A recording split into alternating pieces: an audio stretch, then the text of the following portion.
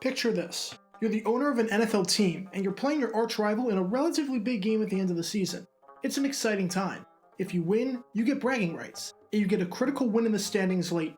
However, the game doesn't go as planned. You wind up losing, and worst of all, the way you lost was not good, as your star player got ejected and you got shut out. Let's put you in the hot seat millionaire style. What would you do in this situation if you were the owner? Would you A, do nothing, B, fire the coach, C, make off-season acquisitions to try and improve the squad, or D, schedule a rematch 10 days later? Obviously, option D seems ridiculous. You don't just get to decide you want to run it back. That's clearly not how this works. There's a set schedule, and you can't just decide when you want to play games.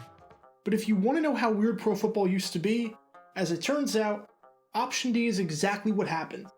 This is the story of the time that George Halas was so upset at losing that he scheduled a rematch immediately afterwards. In the 1920s, each NFL team pretty much did their own thing when it came to scheduling. During the 1922 season, for instance, you had teams like the Cannon Bulldogs playing a 12-game season, and the Evansville Crimson Giants playing a 3-game season.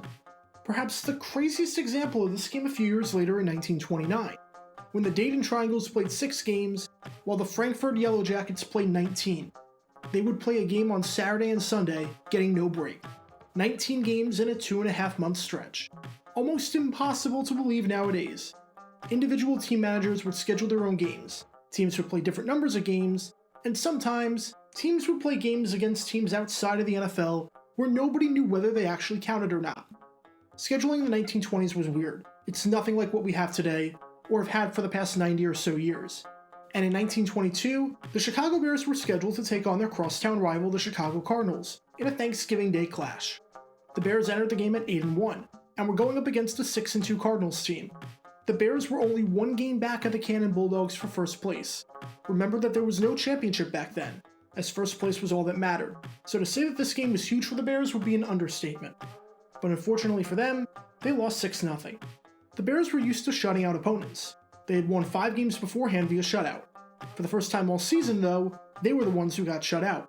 In fact, for the first time in franchise history, they lost a game by getting shut out.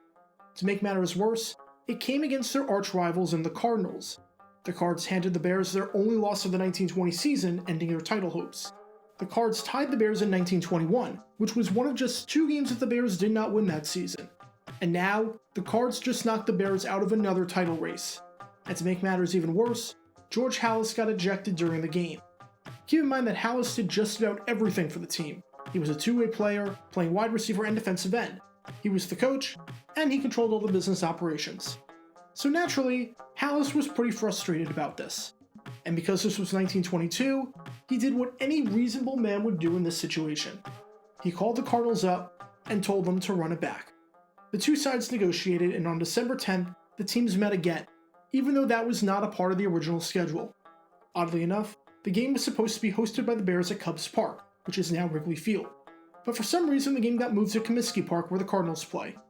As for how the rematch went, if Halas wanted revenge, he didn't get it, as his Bears lost again. This time, they lost 9-0.